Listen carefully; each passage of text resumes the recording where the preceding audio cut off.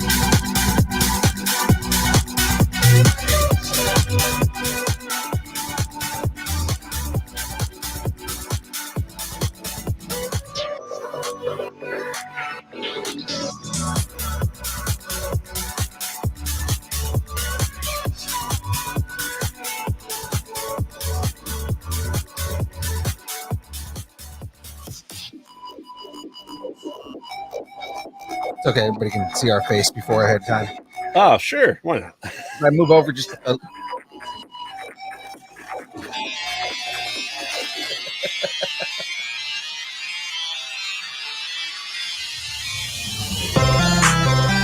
It's a hybrid show. It's a hybrid show. Yes.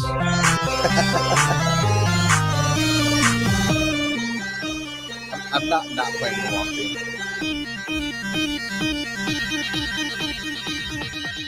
Distance nerding.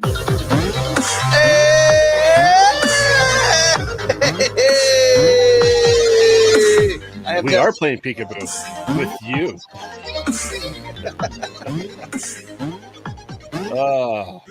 And the way we do this is... Yes. Oh, there we go. Oh, shit. Now it's the ominous. Yeah, we were playing peekaboo, Aaron. You saw it. Yeah, we do. We play peekaboo every night. Exactly. And then just put that over our faces. Branding. Yep. It's more over your face than mine. That's absolutely okay. There we go. We fixed it like that.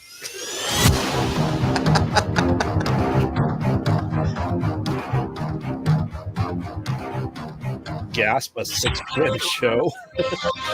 It's 6 p.m. on Thursdays, every Thursday. It's always been that way. Not for examining, though. Yeah, no, it is usually 7:30 for examining. Yeah. Well, ladies and gentlemen, we are doing a combo show. Mainly because work has been very late for me, including today. Yeah. But I didn't get home until 9 o'clock last night, until 8:30 Pacific Standard. Oh, wow. Yeah.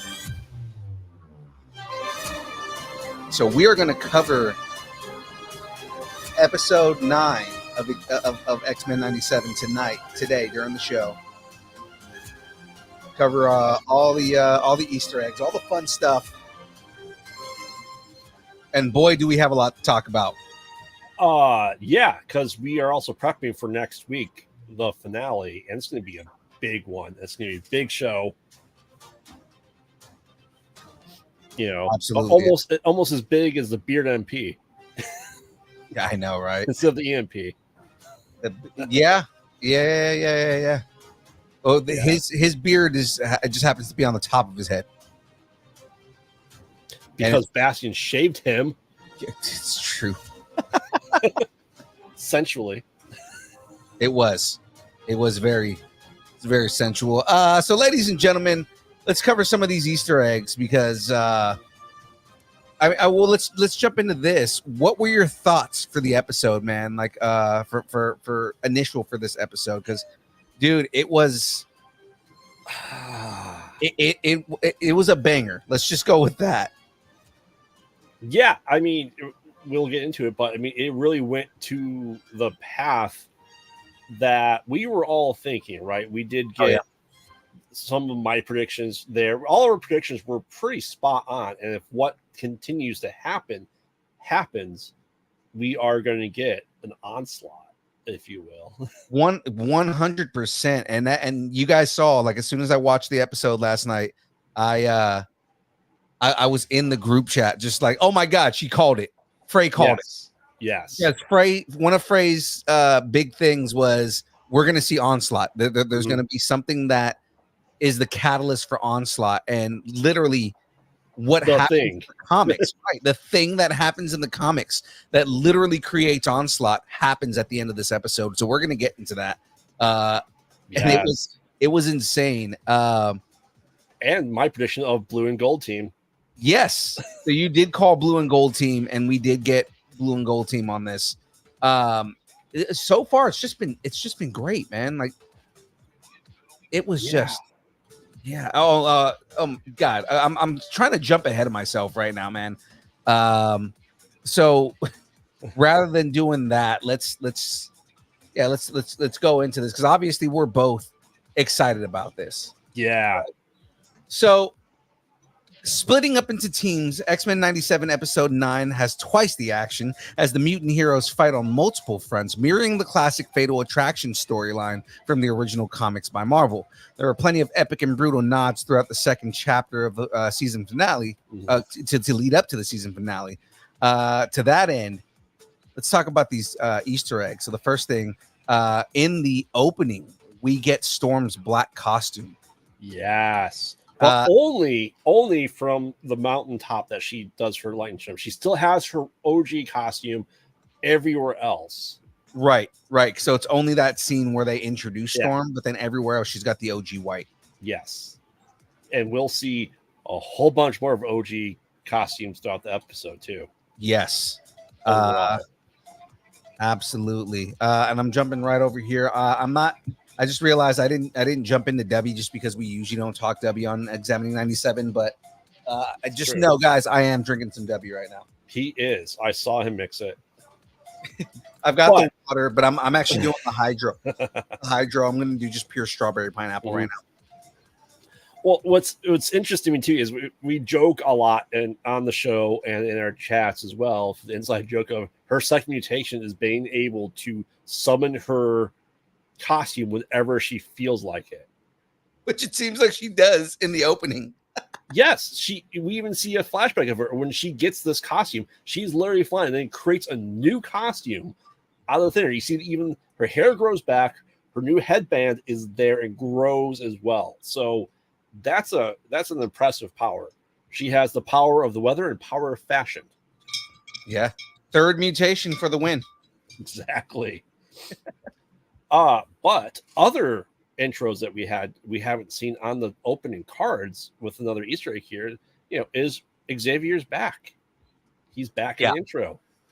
Yeah. And it's kind of cool to see him back in the opening right there. I mean, what I thought was interesting was at first when we get Xavier, it's not the professor in his signature yellow like hover chair. He's in a regular wheelchair. Yes, because his hover chair has been destroyed at this point. Right, because he left it at the place that gets destroyed more often than not, instead of taking it with him to space. Like, why would you take it to space with you when you could just leave it at the mansion? Why didn't he take his exoskeleton that helped him walk from the Shi'ar Empire? Yeah, I know, right? I think that he was only allowed to have the exoskeleton. If he was with the Shi'ar. I mean, I guess if you are in coitus with a bird person, you get it. Maybe that's the stipulation. Right. I did think it was funny that that Magneto starts talking shit about, his bird people. Yep. You left them for bird people. Yeah, I do. That's a great jab. There was great lines throughout this episode between him and Magneto. Magneto was quite concise at times. But I think something that's missing from this Easter egg is who did the previously on. Oh, yeah. So the previously on X-Men, Yeah, you know, Wolverine. it was it's again, it's interesting to hear these things come up the way that they do. Well, it's a good nod of who the episode's really about. And let's face it, we start with Wolverine and we end with Wolverine, Right. you know, and that seems to be what the case is too, because realistically, I think with Genosha, I think it was Gambit first. And we ended with Gambit as And well. we do get a reference to Gambit from later on Mhm. when everybody starts choosing teams. Yes. Specifically, like we get a couple of defections, right? And in those defections, one of them was kind of heartbreaking, but at the same time, you can kind of understand why she went the route that she went. Well, I think because she was wearing Gambit's duster, Right. and then she does hand it off. But what she wearing is her OG villain costume, what we Right. originally saw her in, showing that she turned and doesn't believe Xavier's philosophies anymore, and that she is going back to the Brotherhood of Mutants where she originated from, and Right. she's wearing that costume. Right. You know? You know, it's like we see that, but then like we also see Magneto go back to his classic costume. Mhm. We get the separation of the blue and gold, and I don't think anybody was expecting that we were gonna get the OG costumes from everybody. Like they're all wearing their OG costumes. Right. They all went back to basics. Right. It's like this is the same battle over and over. Magneto is the villain. He's the enemy. He's who we have to go defeat.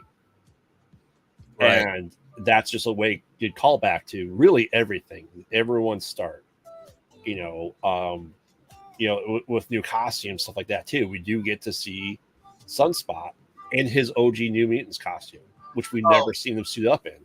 I was not expecting Sunspot to defect the way he did, but he did. But he doesn't know Xavier. He never met the guy. Right. So why would he hasn't been indoctrinated into the Xavier school of thinking. Everything he's seen up to this point in time has been anti-mutant. So he's going, screw this. And you understand why he goes that route, because his mom gave him up. Mm-hmm. And that's the explanation he gives is like, my mom was going to give me up to these Sentinels. Like, Yeah. why would I help you? Right. And we kind of got to talk about obviously the EMP and the fact they only have like a couple of hours before the world gets destroyed. It's not 12 hours. It's not he just shut down all electronics. He evaporated the magnetic shield around the Earth. Right. Once that happens and a solar flare happens, the atmosphere heats up to scorching. Everyone gets burned alive, and essentially the planet blows up. Right. And it's kind of cool that we get to see him on Asteroid M, so it's just kind of like, that's also another big nod, as we get to see Asteroid M. Yeah, for sure. I mean, we've seen it already, but he brings it down to the planet, and you kind of just see, I like the joke was like, oh, are we destroying the dinosaurs again? Well, so when Asteroid M was taken out of space and it crashed into the ocean, he knew seemingly where it was this entire time. Right. And this is like, all right, I'm a villain. I have my lair. I'm bringing it back. Right. And fun details of when he brings the asteroid to the lake at the school, you can see Aurora Borealis around it, showing that he is the only magnetic field on the planet. Right. So it's nice to see all the colors and everything go with it. I think it's also funny that he's doing that. Like he is, if he only has, they said a couple of hours, 12 hours at the very beginning to reverse what he did, or essentially everyone on Earth dies. And that's going to include mutants. He doesn't have enough time to bring everyone up there. Right. you know. And it's interesting. We have to talk about obviously the Easter eggs that come from the EMP that occurred. You know, because a lot of people I saw were pointing to there's a plot hole with Sunspot, Roberto, and Jubilee. Because last we saw them is they were being taken away by the Friends of Humanity wearing the control collars, right? Right. And all of a sudden we get them and they're running through the alleyway. All of a sudden, that's the last we didn't see them escape from that at all. And I find it interesting that no one that I've seen has talked about that pothole. And it's very explainable away. Right. The EMP destroyed the collars. And they got out. Right, which makes sense. Right. But it's never said. It's never stated. No one's ever really pointed that out. Which is funny to me. They may have shown it, but they probably cut it for time because they were like, you know what? We can cut this and most people be able to figure it out on their own. Right. But like I said, I just like I actually watched some Easter egg shows and stuff like that between last night and today just to see what people are talking about and see what they may have missed. Right. And I think that's something there that, like, especially when you have people to point out, like, here's 100 things you didn't notice. No one said anything about the collars falling off because of the EMP. Right. Which is weird to me. Like I said, they probably, it was probably something that was said, but they like cut the scene, and now it just created a plot hole. So. Right. For sure. And, you know, obviously, you know, what happens in this episode is all the Prime Sentinels are deactivated. Oh, man. And the way it opens, man, it's almost like they open it in a way where you almost have sympathy for Bastion, dude. Yes. It's like crying over his mother, and it's like, oh my god, like again, a way to write it in a way where like you're getting sympathy from a monster. Yeah. Right. And it's like I said, it's pretty cool with the Prime Sentinels is if you notice the humans running from the Sentinels that between the Brotherhood of Mutants and the X-Men are the same people that turned into Prime Sentinels, and they're Prime Sentinels in the opening credit. Right. Which is a really great touch. You know, let's face it, they really did their homework. You know, considering Bastion's mom and dad are the waitress and the janitor from One Man's Worth. Right. Right, where Nimrod was involved, and take those characters that had 0 lines and then make them be the parents of the monster. Right. Is such attention to detail that you would never, if you were just watching it and we didn't have shows like this, or if we were younger when this came out, we would never have thought to look back to season 2, episode like 7 or something like that for those two people. Right. At all. And again, it's absolutely beautiful the way they do that. Mm-hmm. I really enjoy that. And, you know, he talks, you know, there's a little bit more Easter eggs. You know, he brings his mom and he's crying, and she, you know, is essentially turned off at this point in time too. And he hangs her on, you know, a picture of the final decision right over her. Right. And, you know, he looks out at the electric box outside, you know, to the transistor.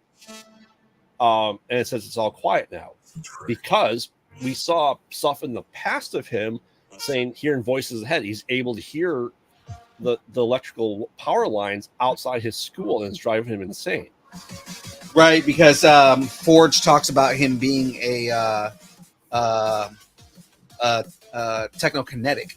Yes. And I love that, like, they have the touch of Magneto saying, I knew about him, but I always thought he was a mutant. Right, and Xavier did too. He's like, I went there. That's what I was saying. Is like, Xavier saying that he mistook him for a mutant, so he didn't see him as a threat. Right. And Bastion's mom turned Xavier away because he used the word mutant. Right. And as Storm pointed out, that picture that was there of their OG team could have had Bastion in it too. Yes. You know, and it's just funny because Bastion was created because of one man's worth. Right. You know, where they went back to the past, where they destroyed Nimrod because of Bishop. All of this is literally their doing.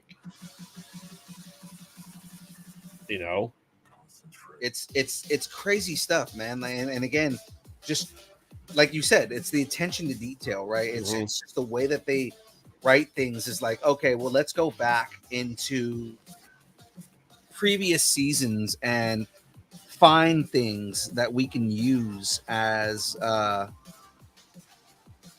of like a catalyst for this for what's going on. right? It's fucking genius, man. Like that's the way they do everything. It's absolutely smart. Well, yeah, I mean this 97 was made by fans of the original X-Men. Right. Plain and simple. And it really shows. Which again, I said it before, but I'm gonna say it again. Disney, you're gonna need the James Gunn Bodemayo. Yes. I'm sorry. As much as you guys wanted to separate yourselves from him, the man wrote one of the highest rated and best things that is coming out of Marvel right now. Mm-hmm. You know, he literally, you know, next to Deadpool, wrote a perfect X-Men adaptation. Yes. For sure. And so what do you think about the Magneto protocols? So it's 100% something that is like you expect Senator Kelly to have that. Oh, easily. Right.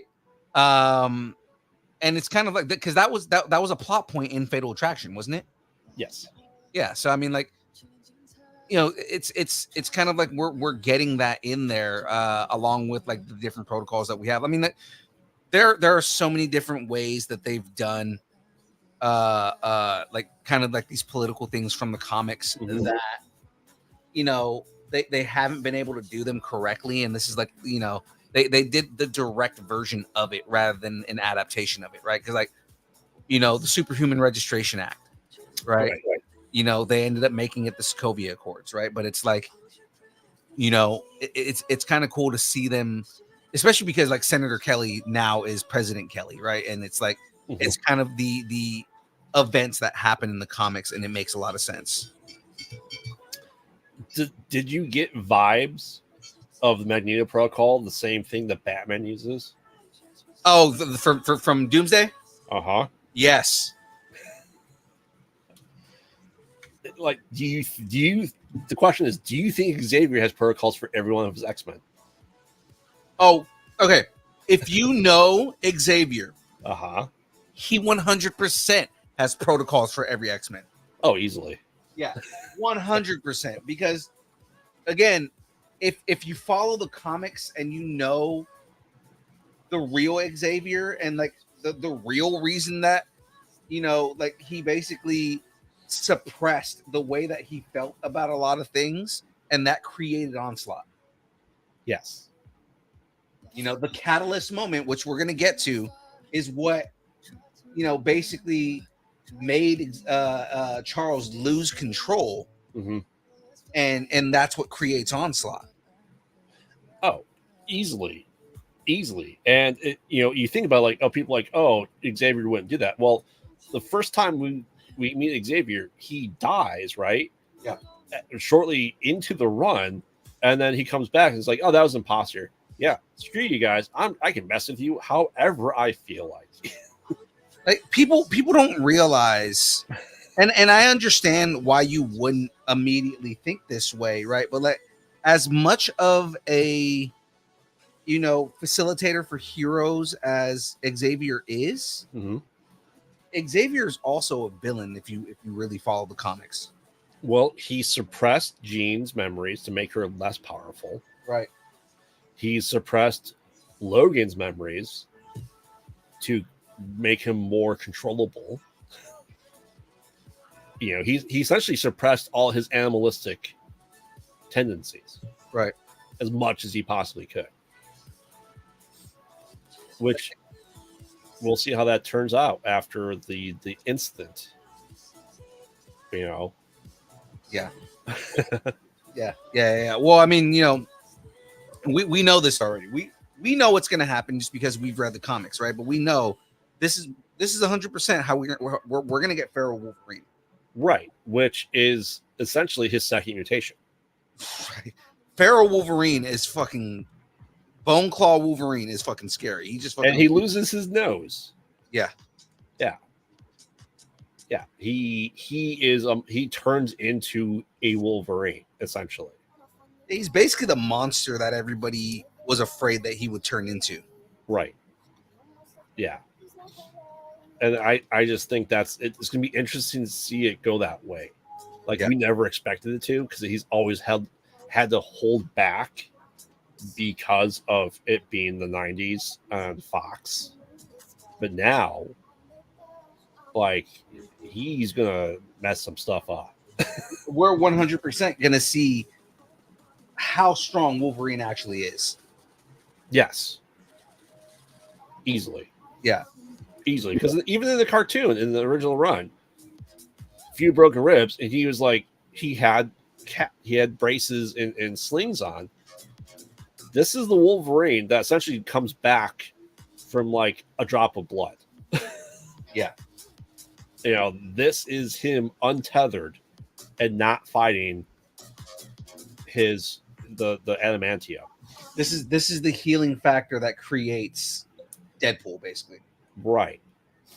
And I like the fact that we also have essentially what happens if Cable doesn't use his powers to stop his the virus. Right. He Dude. just wrecks everything. He let fucking loose, and it was just, like I love that the way that he introduced it, because again, he's at this point he's under control of Bastion, right? Yes. And he goes, I'm what you don't know about me is I'm a world-class telepath, just like my parents. More so. Right. And I'm just like, oh my God. Yeah. But let's loose on Jean. On Jean. And again, they're making the point of, when she's trying to like not control him, but like, get him back under control. He goes, "You're not my mother," and it's like, oh fuck, yeah, I'm about to wreck some shop right now. Oh yeah, for sure. But he did it in his new costume. Yeah, and he wanted black leather. That's right. That made me laugh when they made the reference to the X-Men movies. What were you expecting? Black leather? Yeah, which he gets his accurate costume when he does join the X-Men.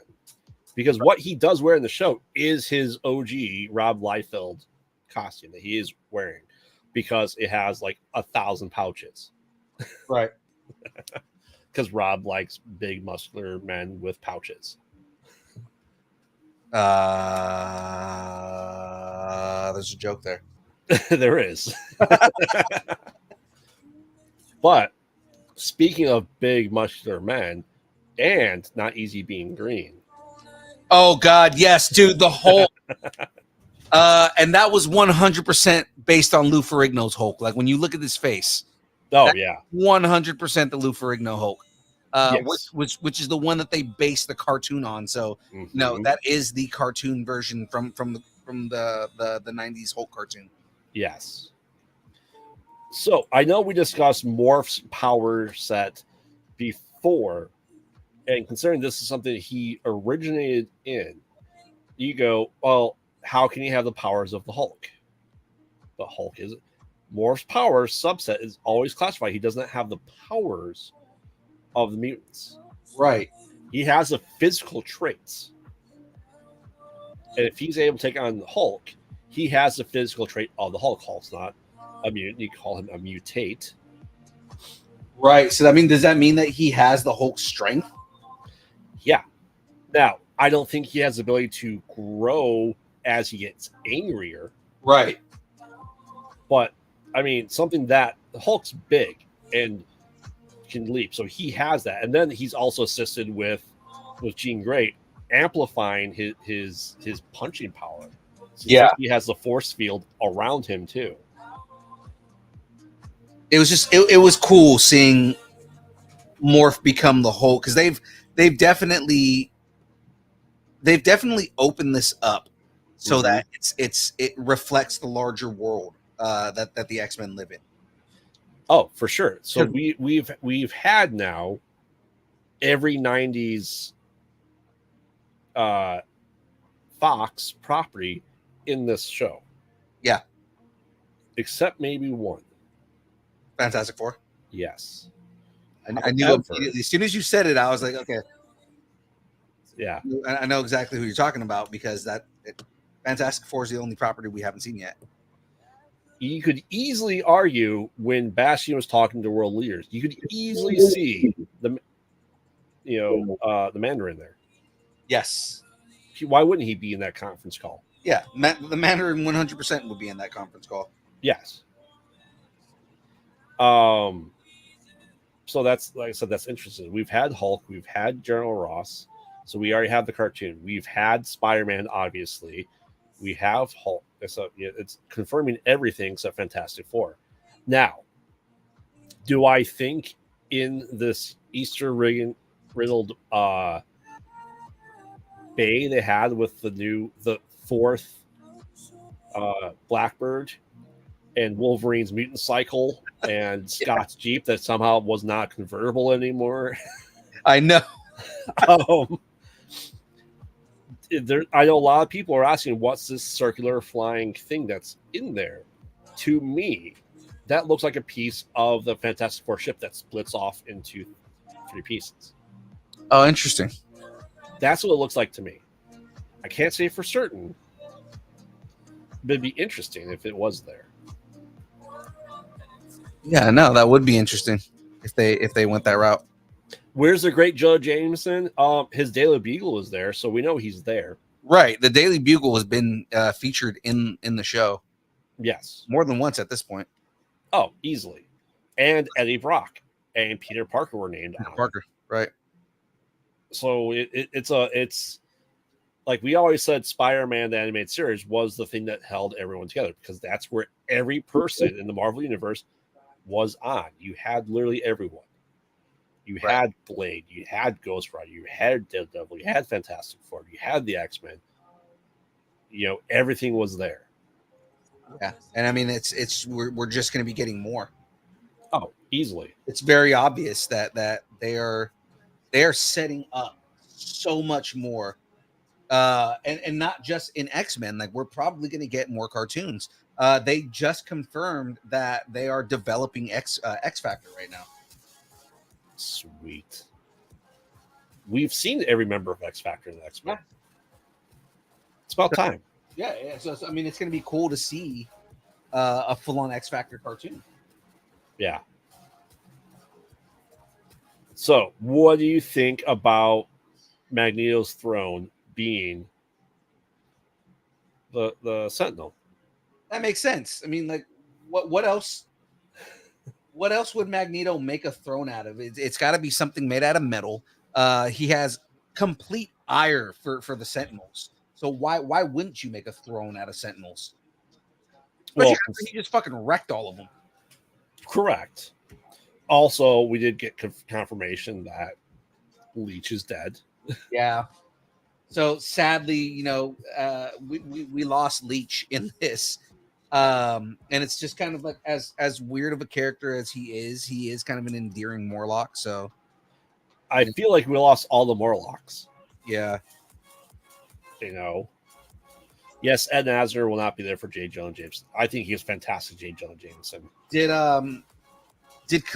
Callisto die in the last? Yeah. In the last episode? Yeah. Yep. She died at Genosha.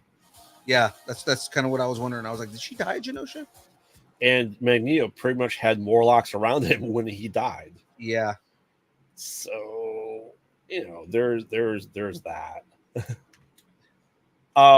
Yeah, we got before we get into these last two major Easter eggs, we have to talk about Sinister and his fighting style. Yeah. He's always just kind of been like his powers or guns, just like, Mystique, but the way he was fighting in the show in this episode reminded me of when Gore sent the dark shadow creatures to New Asgard. Right.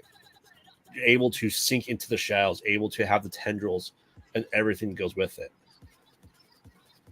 It's just, it's almost unbelievable the way that they are playing this show.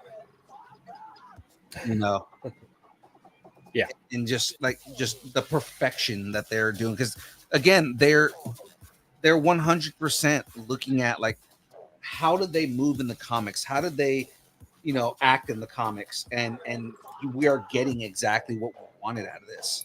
Mm-hmm.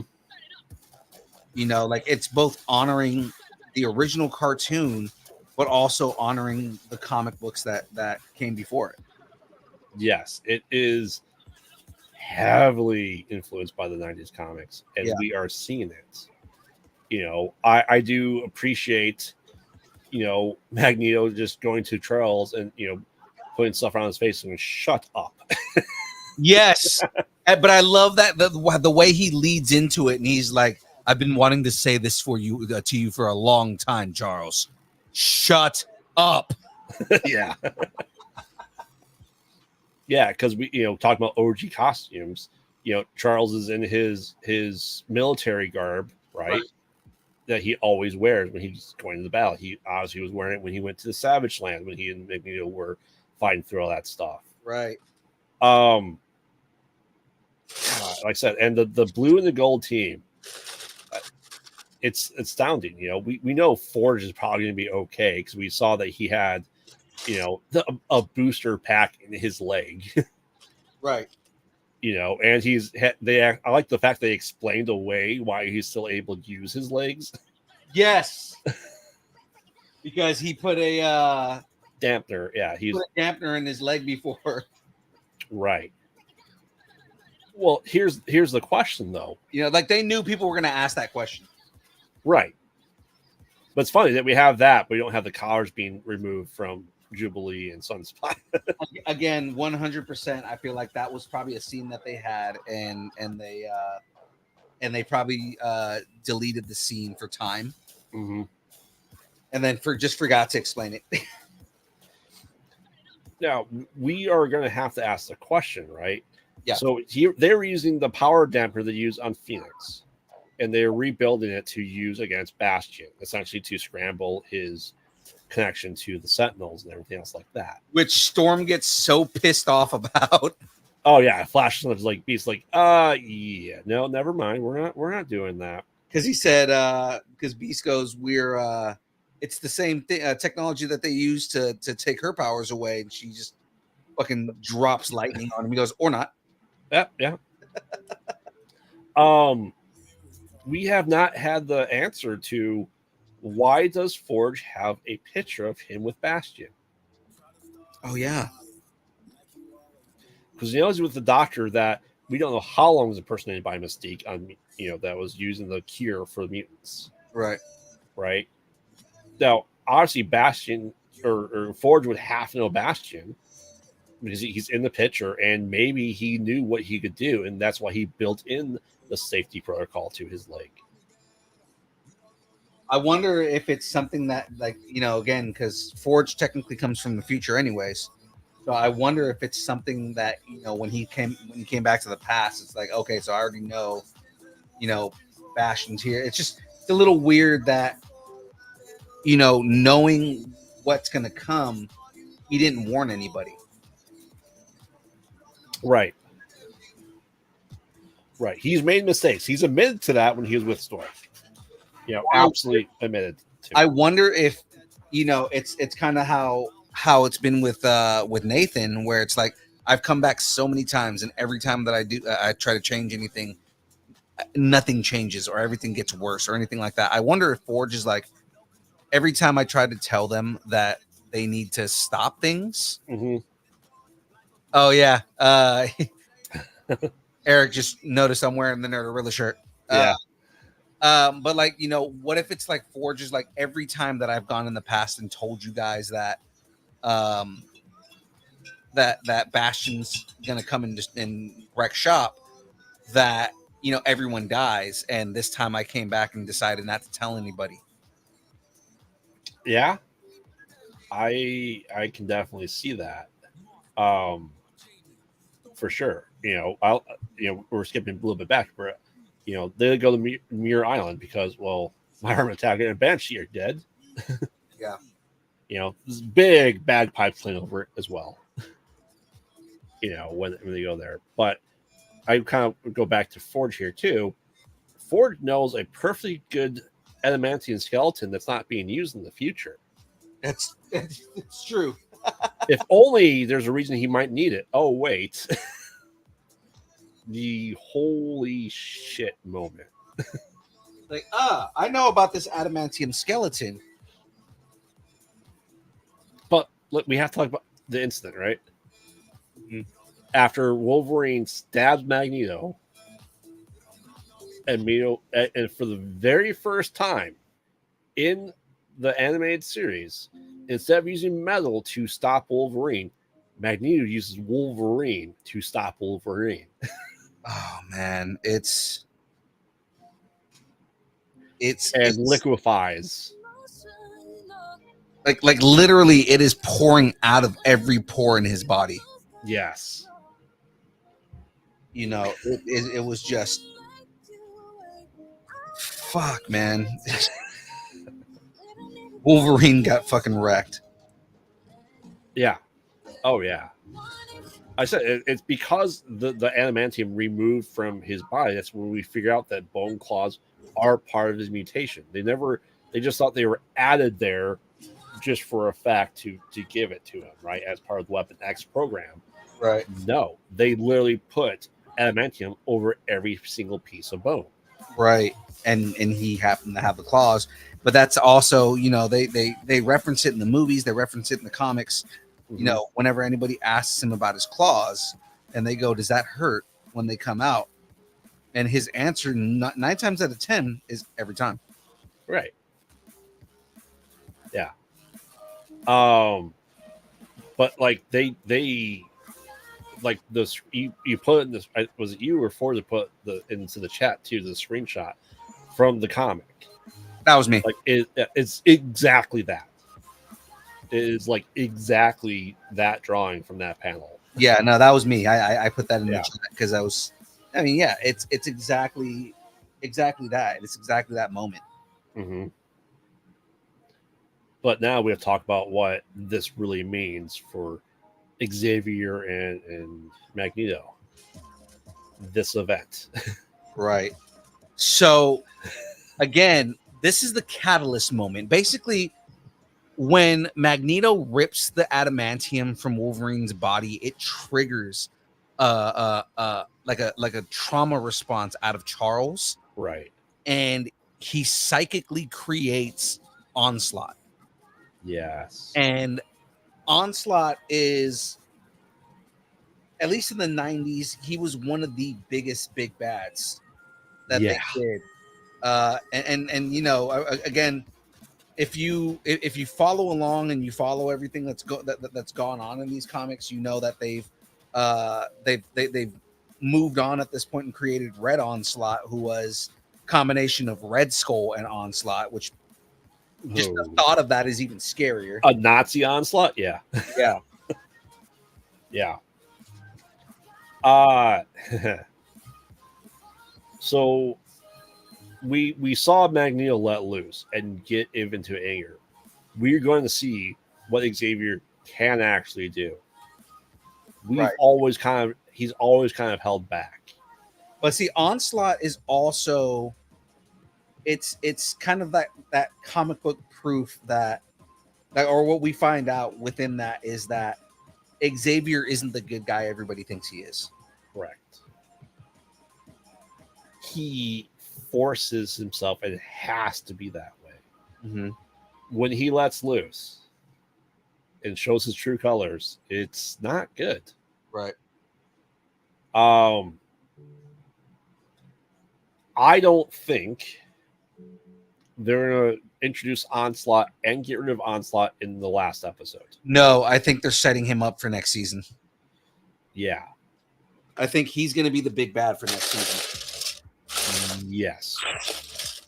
Because all of this Onslaught comes and also plays then into Messiah Complex, which is Hope Summers, which is, also part of the Cassandra Nova. And I still think my theory and what I want to happen in this with Deadpool and Wolverine should still come true. You think like Cassandra just shows up at the end of this? I think this is I still think that's the Nexus event that causes her to go into the void. Yes. Yeah. Because we are quickly losing X-Men. Yeah. We haven't seen Cassandra show up.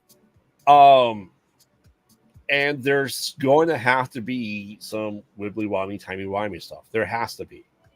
Unless the other thing is and I can totally see them doing this. Mm-hmm.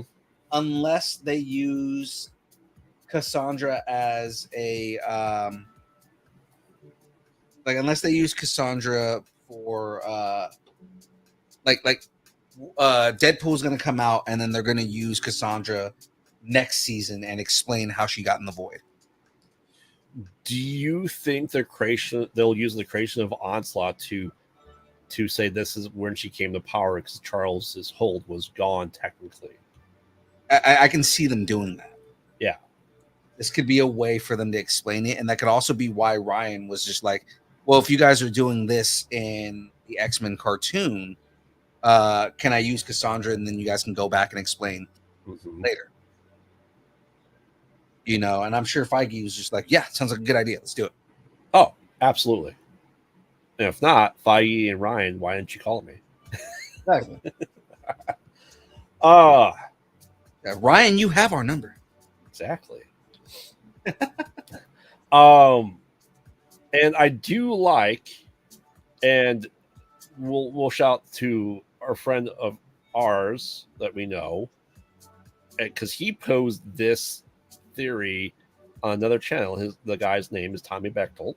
Oh yes, friend of the show, Tommy Bechtel. Yes, that this Wolverine, Deadpool Wolverine, is our Wolverine from X-Men 97. Oh, you think so? That was his theory last week before this episode dropped, and I can see that. Why couldn't it be the Days of Future Past or One Man's Worth storyline Wolverine? Yeah, no. I can totally see that. Because what do him and obviously Storm go past as a bunch of gravestones? What do we see in the trailer for Deadpool Wolverine? Wolverine going past a lot of tombstones. Right. As we said last week, Morph even pointed out, is this another thing where Wolverine's the last one alive, some dystopian future? Well, but I mean, that was also a plot point in, what was it, season 2? Yeah. So I mean, they could be doing that, but it also could just be a reference to an earlier plot point in the show. Yeah. Yeah. I mean, I think everyone's general vibe from this show has almost been every episode is holy shit. because it escalates every episode. Yeah.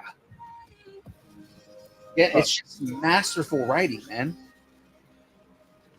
Oh, easily. And I can see, and this would be really interesting if we go back and revisit One Man's Worth. Because if Charles Xavier dies, would we have Bastion? If they never did that time thing, Nimrod would never gone into the past and then have been destroyed to go into Bastion's parents to create Bastion. Right? Right. And that revolves Bishop and Fitzroy, right? Right. His name? Fitzroy, whatever his name is. Fitzroy, that's what it is. Yeah. That also went back. So if we go, what? Because that feature created Bastion. What if they never went back, and Charles or if Bishop and Wolverine and Storm didn't go back, and Xavier dying does stop Bastion, and therefore Onslaught. Right. Right. That could also be like a plot point for next season too. If I'm throwing predictions right now, that's how season 2 ends.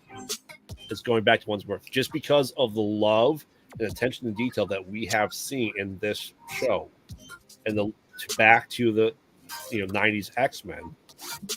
Why wouldn't they go back and revisit it? Now, keep in mind, that's also if we get Bo DeMaio back. Mm-hmm. So again, Disney, you're gonna need the fucking James Gunn Bo DeMaio, bro, because the man has written perfection, and we continue that perfection. Mm-hmm. But I think that's how season 2 will end. As that's the only way they can stop this. That's why Cable can't stop it, because he's not going far enough back. Yeah, he's just going to the event, the Nexus point. He has to go past the Nexus point. That's my strong prediction for right now. He needs to prevent the Nexus point from happening. Yeah.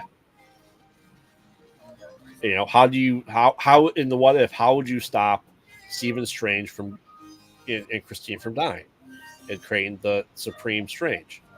Right. She was never born. Right? But see, that's the thing, is that's also, like Steven realizing that he's still going to become Supreme Strange. That too. But yeah. Because when Steven realizes that he can't have Christine, then he's still going to go on a kill rage and destroy the universe. Unless he never knew she existed. He'd butterfly affect it. I mean, yeah, there is that too. Like, if you were to butterfly affect the whole thing. Yeah. So, like I said, it's interesting. Let's get into, like I said, I think my prediction obviously is we're getting is going to get Onslaught. What do you think is going to happen by episode 10 end? By the end of the episode, we're probably going to get an Onslaught reveal, and it's not going to be like, it's going to be the cliffhanger that leads us into the next season. Mm-hmm.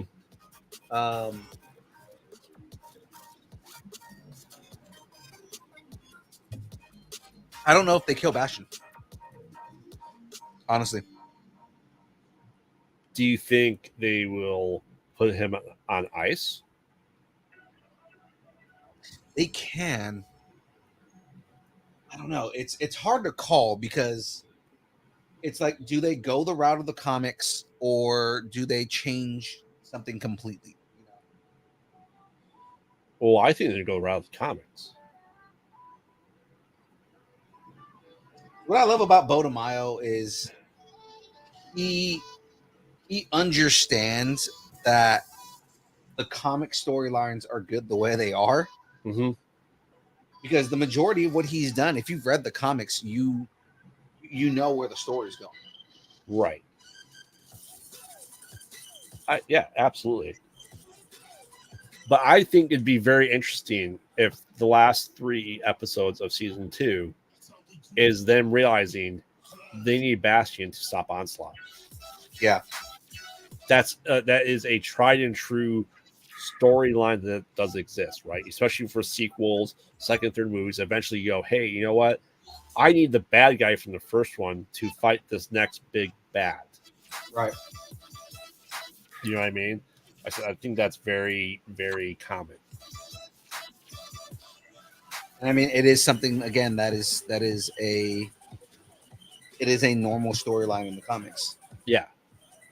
Easily. Now, do you think this is going to lead up into X-Men versus Avengers? Ooh. Because that's next.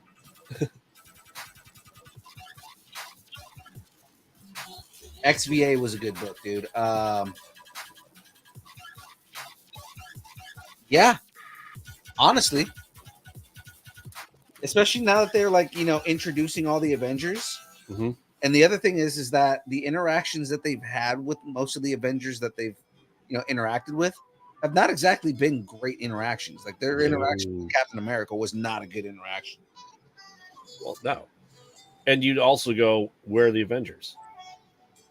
Magneto kills the world's magnetic poles Yeah, field. Where's the Avengers? Are they the response team that Cap was talking about when he met with Rogue right. and talked about Operation Zero Talon? Yeah, I think so. Would I prefer X-Men versus Avengers to be a movie, live action? Yes, absolutely. Yeah. But man, that is actually a good that's a good place to go. Yeah, because if it's really interesting, there's a lot of theories is that Magneto doing what he did was on purpose, and that was all part of Bastion's plan. Right.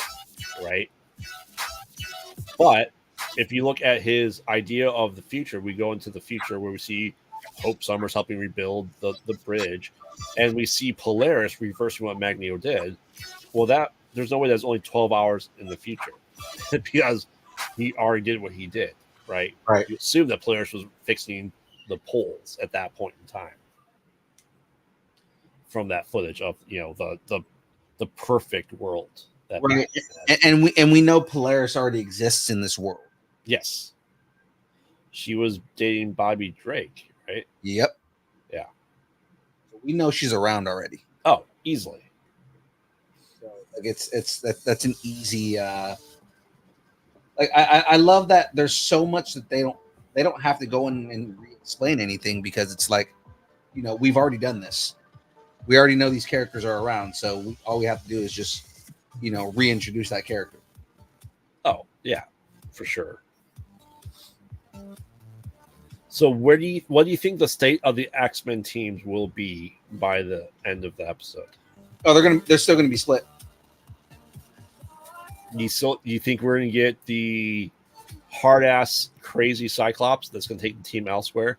That Xavier's gone in the Onslaught, that he's like, I'm doing this my own way now. I 100% believe we are, because we've already gotten that kind of disconnect between Xavier and Scott.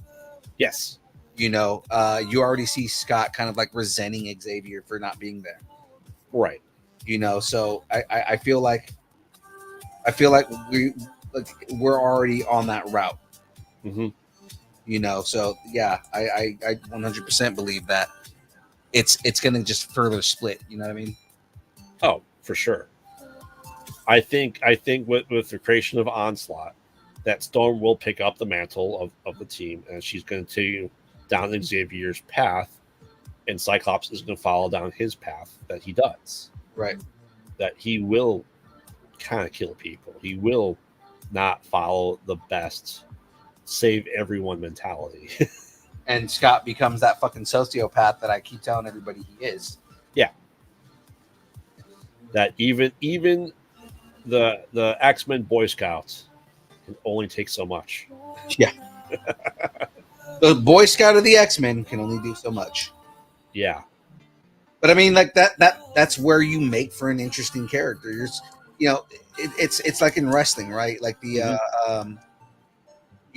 most wrestlers are more appealing when they become heels, and it's because the bad guys are much more appealing characters. Correct. For sure. Or else you start chanting to them, "You suck," to their theme music. Right. Remember, I watch Attitude Era. I know that. Yeah. Jackie 100% loathes Kurt Angle. Hate she blames she will tell you flat out Kurt Angle ruined her childhood. Wow. Yeah. Wow. Not like Kurt Angle at all. Interesting. Huh. All right. Anything else to talk about this episode? Like I said, we're gonna have. I hope we have everyone available here. Just this is during Sphere to have the after party of this episode next week. Yeah, no, for sure, man. Again, it's the entirety of everything on this show has been just perfect. There's no other way to describe how this show has been running. Yeah. So let's do our ratings on this. Phil, what do you give this episode? Oh, absolutely 100% give this 10 full head coverings of a Cyclops out of 10 angry Magnet Man pulls metal out of angry hairy man. Oh man. Yeah, I agree. I give it after party, yes, and we're gonna have an after party, I think. At some point. That's a goal. Yeah. I definitely give this 10 clearly stuck evergreen boats in the ocean from lack of power.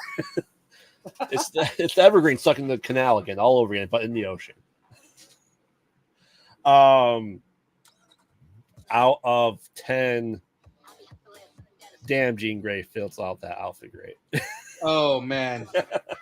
Can we just take a moment to acknowledge the fappiness of Jean Grey in that OG costume? Yeah, everyone complained about Rogue not looking the same. Then Jean Grey comes in this episode. I'm sorry, Jean Grey has had multiple fap-worthy costumes this season. Yeah. One of Sweet. now one of them was a clone of Jean Grey, but I'm gonna count it the same way. It doesn't matter. They're the same person. It's just one's alive. Okay. It is still fap-worthy. Mm-hmm. And Sure. This is like hentai fap-worthy shit right here. Because it is a comic book character, not based on a real person. Yep. That is, and we're talking about fapping to cartoon characters. So I think there's only one other cartoon character that is that level of fap-worthy. Samurai Pizza Cats. Yes. Okay. No, Jessica Rabbit. There you go. But man, we miss you, Frey, on this episode of Zammy 97. Absolutely. I can only imagine. I want to hear Forza's overall feeling too, because he's been missing from this. Forz is just going to be. He's just. Who's the cuck now? Yeah.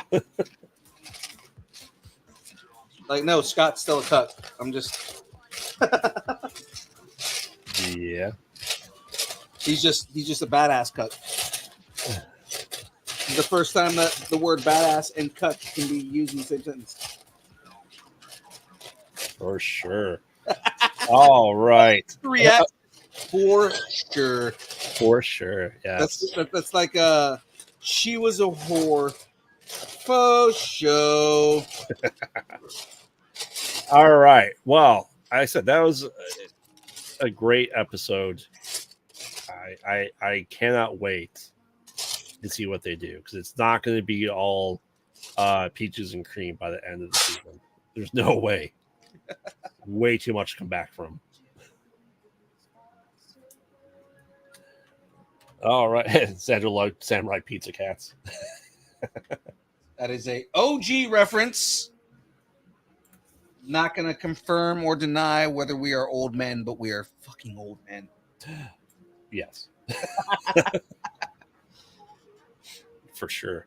All right. Well, while we're working on the beard brackets coming up, we actually have brackets we never finished. Really? Oh, we have two of them for sure. One is the Marvel TV shows that only I've seen every one of. The other, however, is we never finished sci-fi shows. We didn't finish sci-fi shows. Nope. Huh. We only got through round 1. Okay, let's knock these out. All right. So for anyone who doesn't remember this, I think this was January at this point. Does anyone wants to know what does that say about her, Phil? That she remembers Samurai Pizza Cats as well. That she's also an old man. That just says that we're all old. There you go. You know what? I didn't say that. She's gonna fucking murder me in the car tomorrow. It happens. All right. So we did best sci-fi shows, and to get where we are, Dirk Gently beat out Dollhouse. Battlestar Galactica beat out Eureka. Stranger Things beat out Falling Skies. Beer Babes and Battlestar Galactica. Yeah. The Expanse beat out Lost. The Magicians beat out Stargate Universe. X-Files beat out Orphan Black. Firefly beat out Supernatural. Stargate Atlantis beat out Warehouse 13. Ooh. Sorry, I gotta. Yes, you do. Gotta full screen this. All right, so that I gotta move everything out of the way so you guys can see it better. Yes.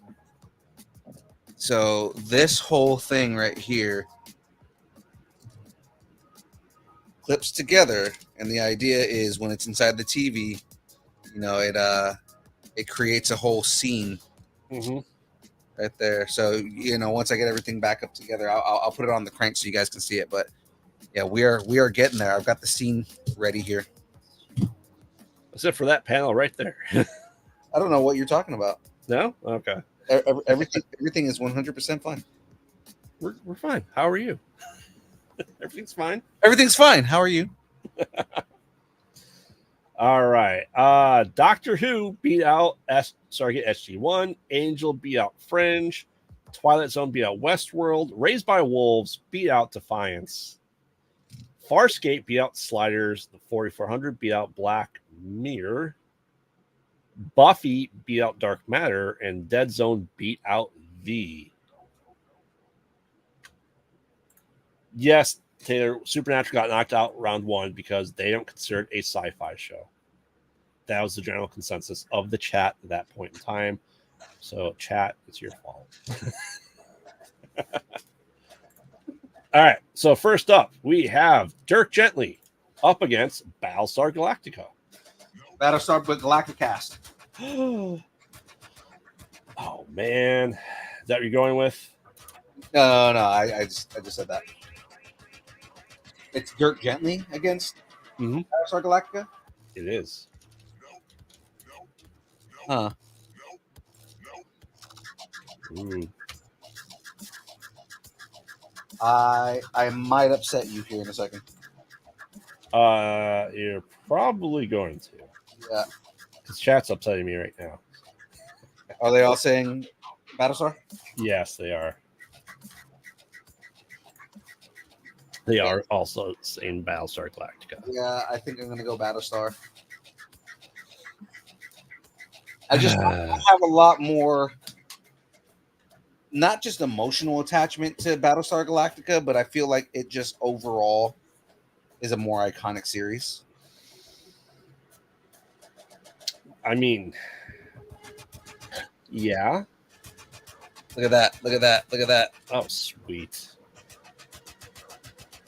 And I think that was the problem with Dirk Gently was not enough people watched it. Like, not enough people understand the books, let alone the TV show.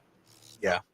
Now, if you like Battlestar Galactica, that's where everyone went after Battlestar Galactica was to Dirk Gently. So, you know, there's that.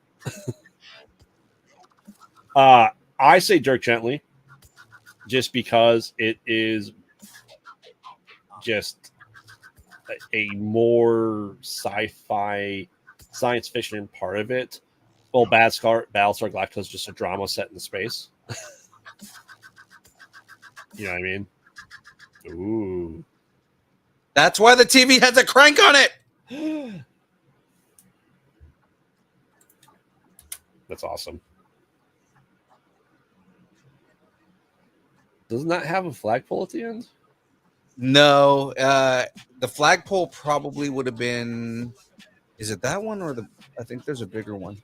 It's after that jump. There's a bunch of interesting. Yeah, it just keeps going. Huh. But isn't one of the sound effects you winning the level? If you stop. Okay. So if you Okay. stop, then you win the level. Okay, that makes sense then. I will give it that. So, all right. Well, I think Battlestar is moving on. I'm sorry, whatever your name was from Rick Gently. I don't remember your actual name, but Elijah Woods. Again, beats Babes and Battlestar Galactica. There you go. All right. Next up, we have Stranger Things versus The Expanse. Ooh, that's a hard one. That's a hard one, mostly because I never actually watched The Expanse. I haven't watched it yet, and part of it is because I got into it late, Mm-hmm.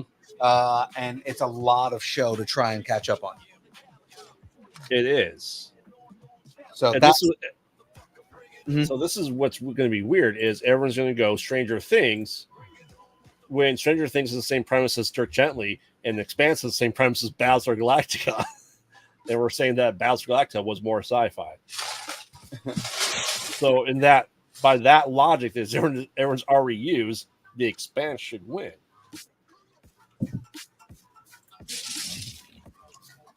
You know?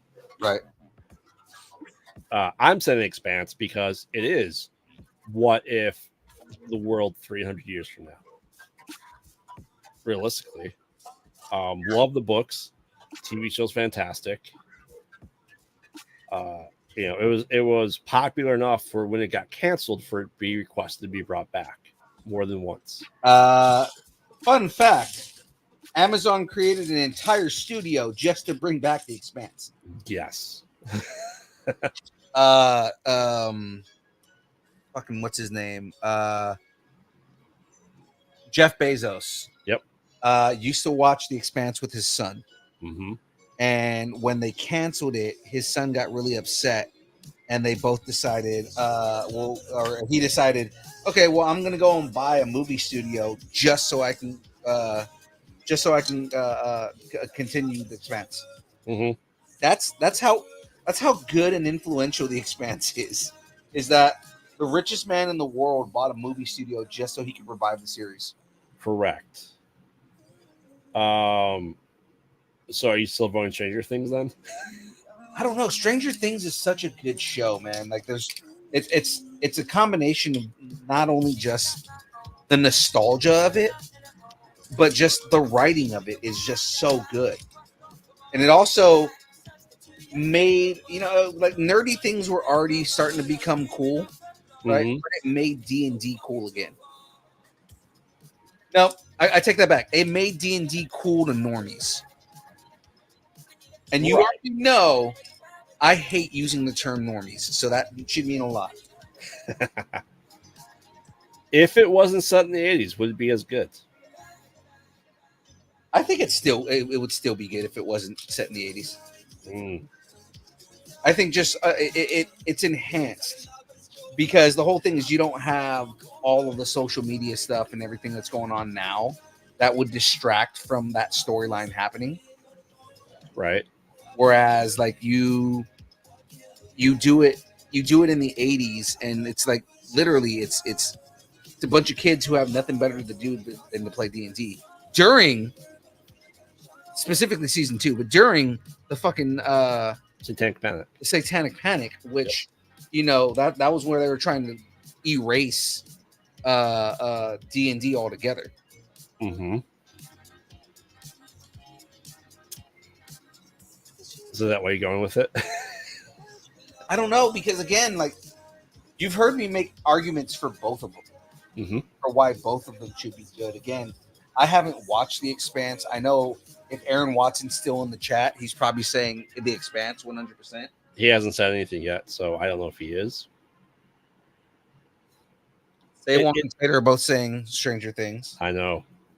I'm going to Expanse because I'm in book 6 right now, and it is fantastic writing. It's a 9-book series at this point in time, and it takes place, like I said, if Earth continued to expand.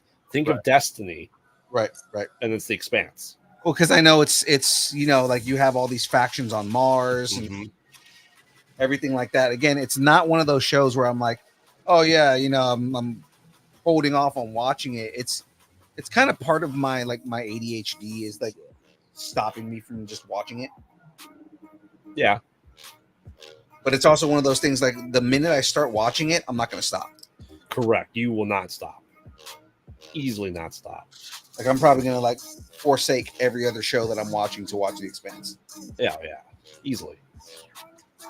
Like I said, I'm going to Expanse. Also, I just don't like watching children make out. There's that. There's that. Apparently, the rest of you like to watch that. So, what's your ultimate vote then?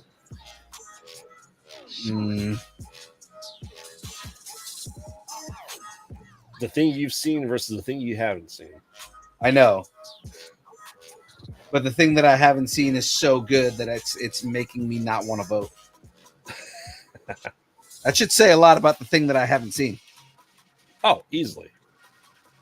If Salem was watching this right now and was in chat, he'd be screaming at me privately, The Expanse better win. Yeah, I think even though I haven't watched The Expanse, just based on every critical review of it,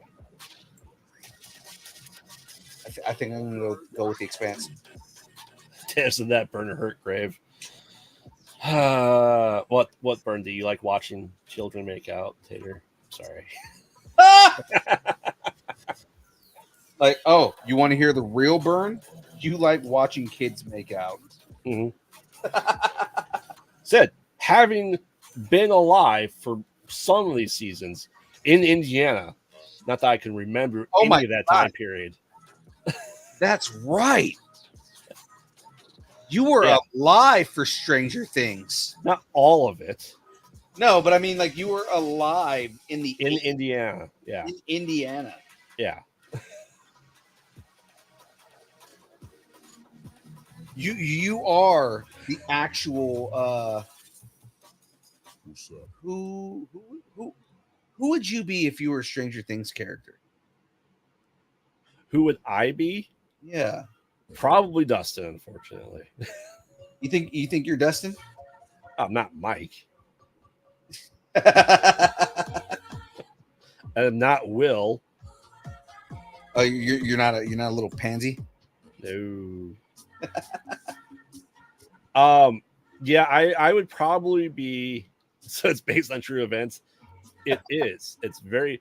That's why, if you haven't seen season 4, if you haven't seen season 4, this is why Hawkins is not on the map of Indiana anymore.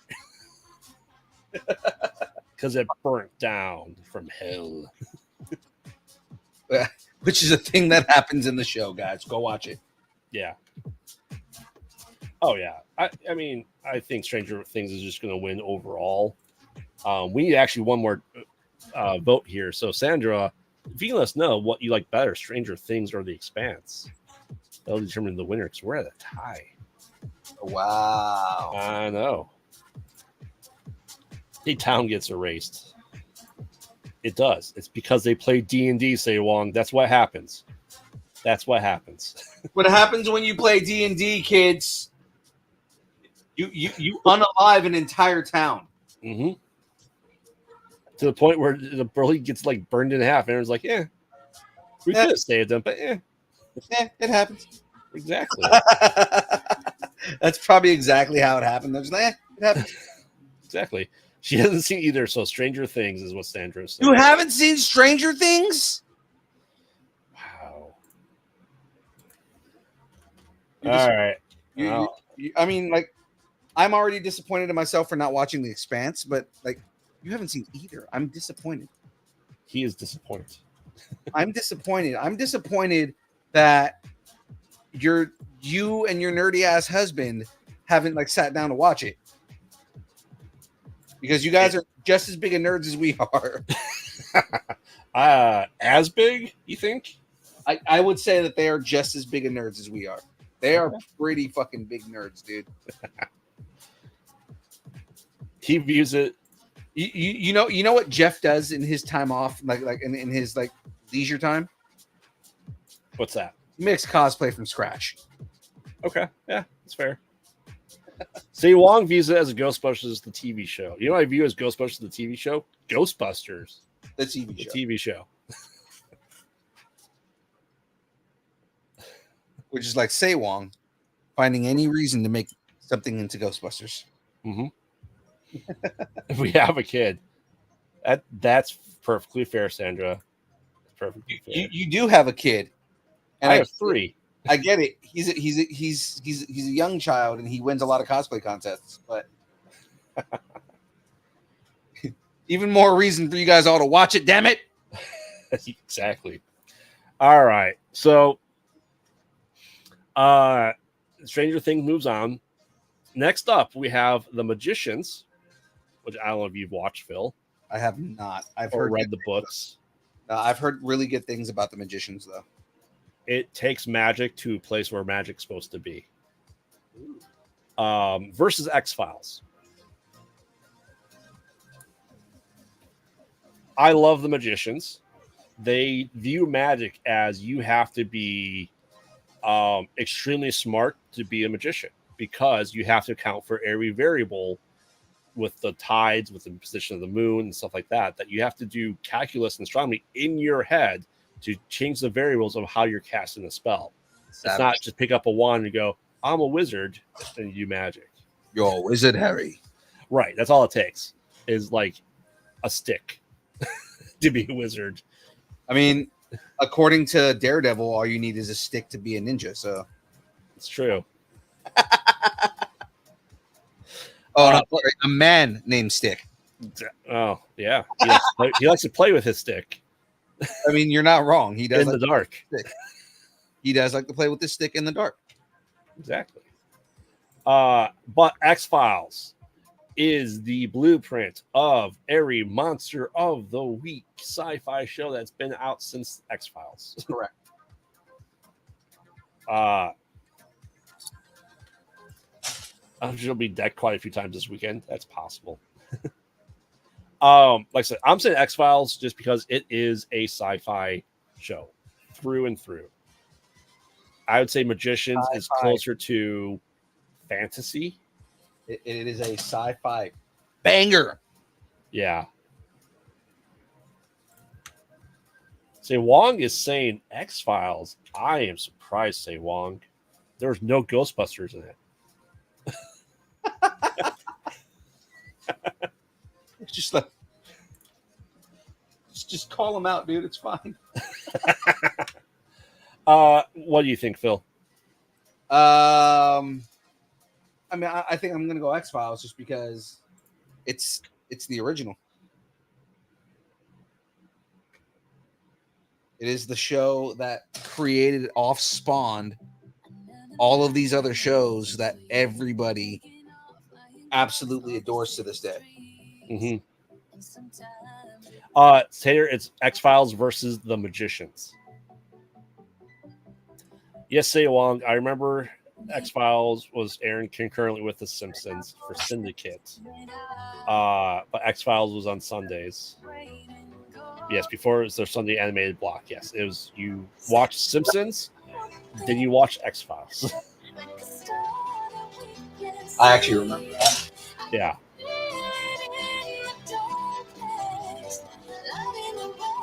So, Taylor, have you watched The Magicians at all? I would watch it. It is a fantastic show, too.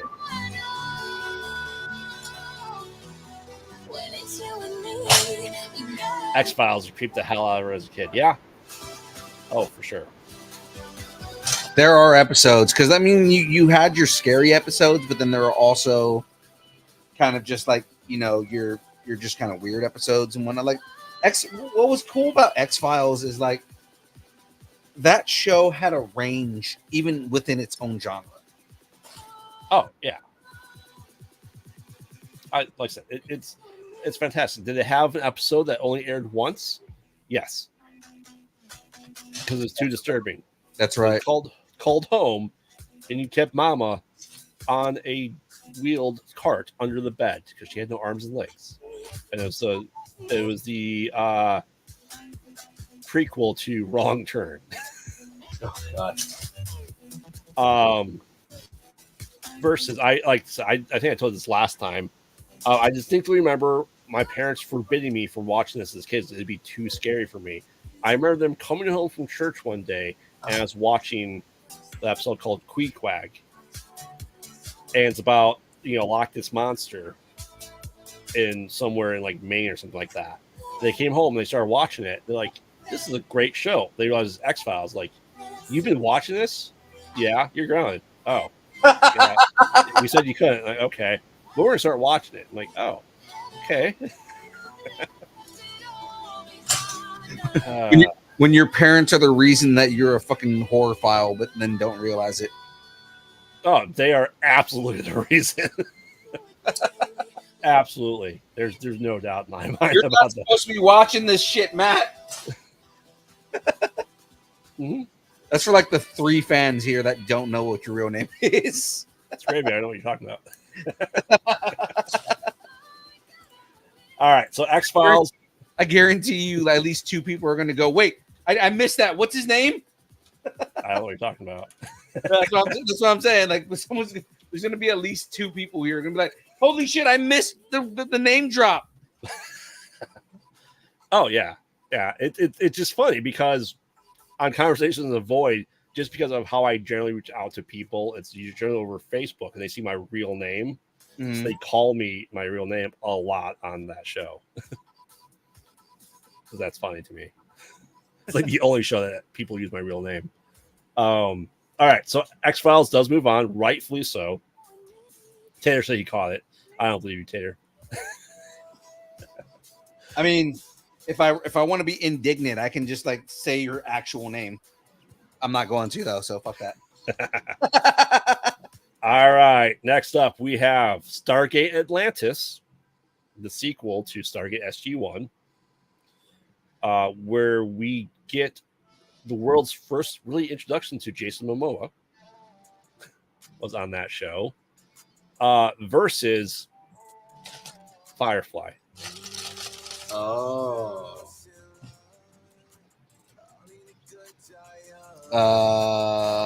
So we said what against Firefly? Stargate Atlantis. So the Stargate series. Atlantis. Yes. Yes. Love that show to death. Versus Firefly, a show that Was so good that Fox could air properly. a show that has one of the biggest cult followings for something that did not last that long. Mm-hmm.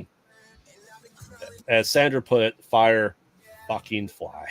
Fire fucking fly. Yeah. I mean, I'm going Firefly. As much as I love Stargate, I mean, like the thing. So are we specifically saying Stargate SG-1, or are we doing like Atlantis? I mean Atlantis. So Yeah. like the rest of Stargate is like it has its own like each show is got its own category on this, right? Yeah. Okay. Yeah, for sure. Then 100%, I'm going with Firefly. Oh yeah. I said Jason Momoa, we got introduced to in Stargate Atlantis. And we're in shows where I have tattoos of a lot of these shows on my body somewhere in some point in time. It's pretty much on my sci-fi leg, and I definitely have the Serenity on my leg. Oh shit, you've got the Serenity on your leg? I do. That's dope. However, also on my leg are Stargate chevrons for the constellations for my family's birthdays, with their birthdays in the Stargate font underneath it too. Okay, that's sick. I also have the Stargate symbol for home on my back in case I get picked up by aliens too. shit, where do we return him? Like, oh, here it is, Earth. Got it. Yeah, send him back.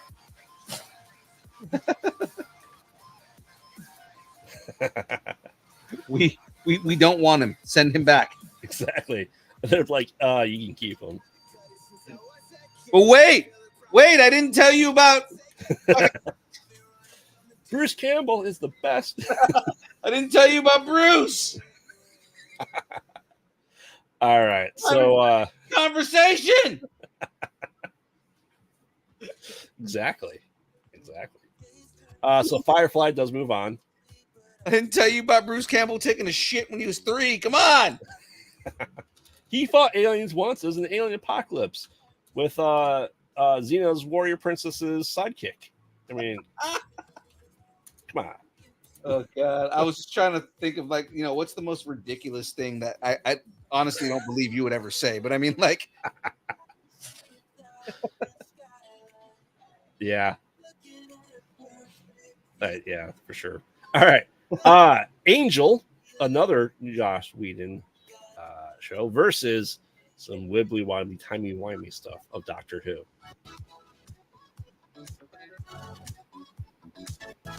So we're saying Angel versus Doctor Who. Angel versus Doctor Who. Yes. I'm gonna have to go with the Who here, sir. I'm sorry, who? Who? Woo! Is it because you want a sonic screwdriver? Doesn't everybody? I mean, it does sound like a delicious alcoholic drink. If anybody says that they don't want a sonic screwdriver, then I'm gonna call you out for fucking lying. Oh, Tater's saying Angel first and foremost here. Tater said Angel? Yeah. What the fuck is wrong with you?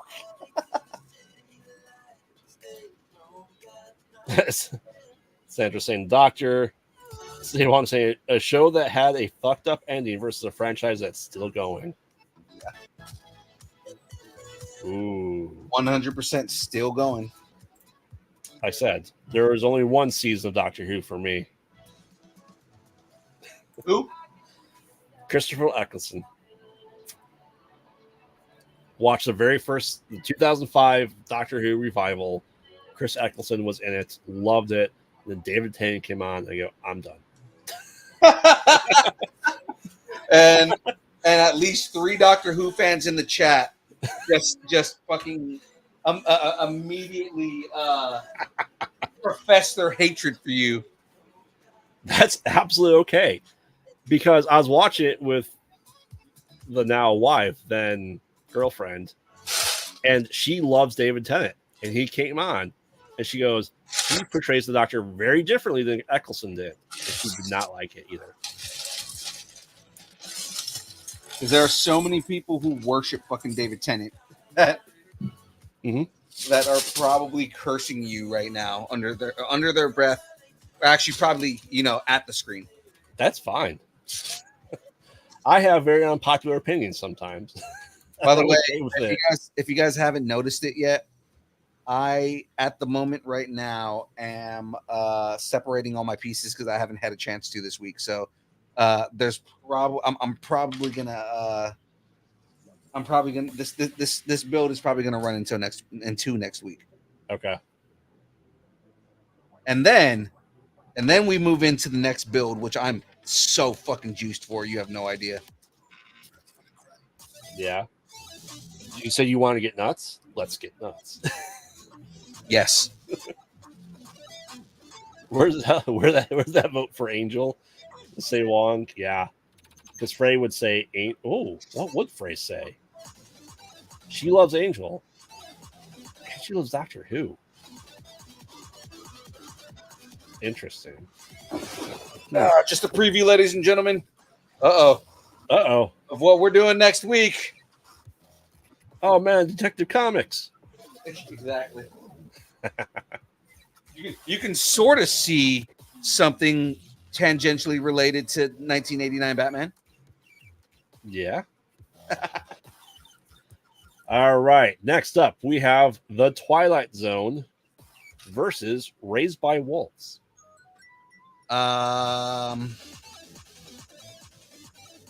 I honestly don't think that this is much of a fight. Raised by Wolves is what you're saying? No, I agree. Not that I didn't like Raised by Wolves, but it's fucking Twilight Zone. Yes. It's the show that created sci-fi. Uh-huh. Wow, Say Wong, Raised by Wolves. Did he not like? I don't know. He's Say Wong. We're talking about the original Twilight Zone, not the one that came out in the 90s, and not the one that was hosted by Jordan Peele a couple of years ago. Actually, I heard the Jordan Peele one was good. It was. So was the 90s one. They're all good. I haven't watched the Jordan Peele one, but I heard it was really good though. Yeah. He's not a big Twilight Zone fan. That's really interesting considering every sci-fi plot came from Twilight Zone. Literally anything that you've ever seen in sci-fi, it's like, you know, when you hear the Simpsons did it, that literally anything you've ever seen in sci-fi, Twilight Zone did it, Twilight Zone did it. Oh, easily did it. Yeah. All right. Well, I think Say Wong is the only one saying Raised by Wolves. Sandra and Taylor, what are you guys voting for?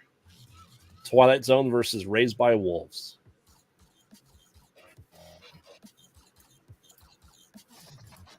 I mean, yeah, you're right. The Twilight Zone is just iconic. Everyone knows the scary door. All right, now I am now entering the Twilight Zone. Twilight Zone, yeah, Twilight Zone moves on. Sweet. All right, next up we have Farscape versus the 4400, and I'm talking about the original 4400 show, not the one that lasted like 8 episodes on the remake, where we got introduced to maybe future Blade, Mahershala Ali. Mahershala Ali was introduced on that show? Yeah. I didn't know that. Yeah. Versus Farscape, which was the essentially prequel to Stargate Atlantis. Or Farscape. SG-1 second half. Farscape was fucking amazing. I just went and rewatched that show because we interviewed Gigi Edgley. Did you? That's right, you did, didn't you? Yeah, and that fucking show is great. We're gonna go. I'm gonna see Gigi again this weekend. What? Yeah. Holy shit. That's awesome. Oh, we have two votes for Farscape. What are you voting for, Phil?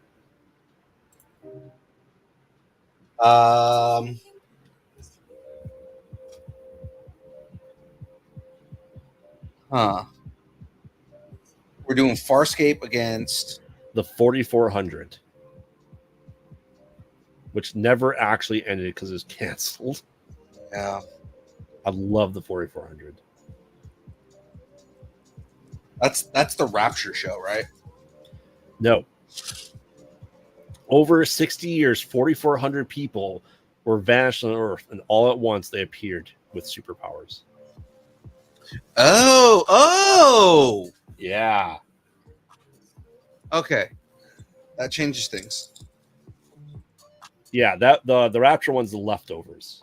Gotcha. So it's the cheesy 90s sci-fi show that actually has really good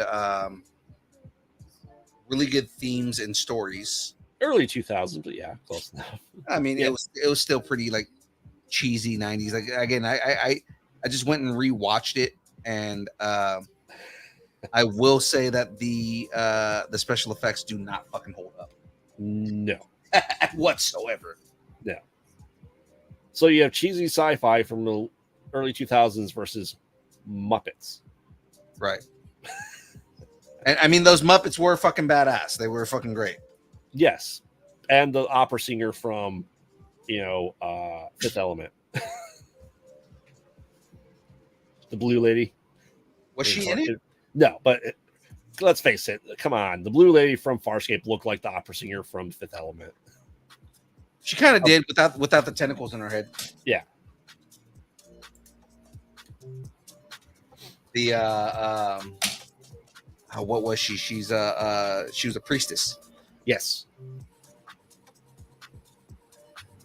for sure. So what's your vote, Phil? Given that I never fully finished 4400, Mm-hmm. I don't know. I think I go Farscape, man. All right. Is Blade Runner anime in this bracket? Say Wong, if you have to ask if anime is in any bracket, I think you know the answer. No, because this is only live action TV shows that we're doing. Live action. Say Wong. Live action. And not, Mufasa live action where it's all done on computers.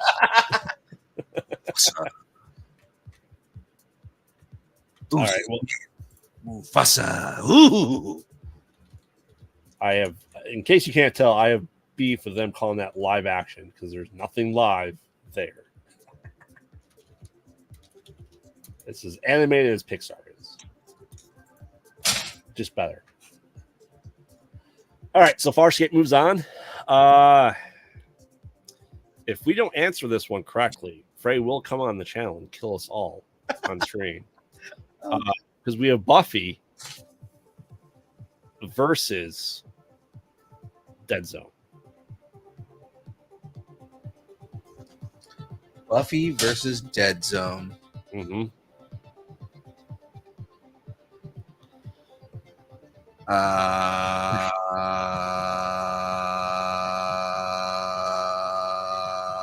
Dead Zone. I mean Buffy. So that kind of goes into what you think. Do you think Buffy is sci-fi? I don't know, because I mean it's kind of borderlining Fantasy. Yeah. Uh-huh. Like it could be fantasy, but I mean at the same time, technically vampires could be considered science fiction.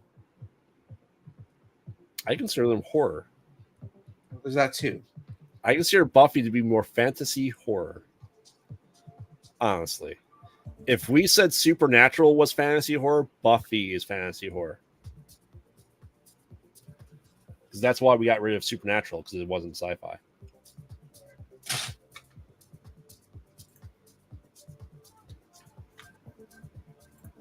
Taylor saying Buffy.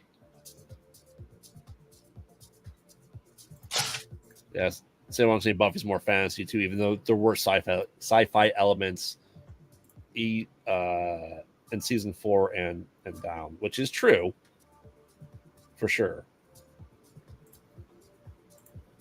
What do you think, Phil? I don't know. I don't know. My intuition is still telling me to go Buffy. Yeah. That's fair.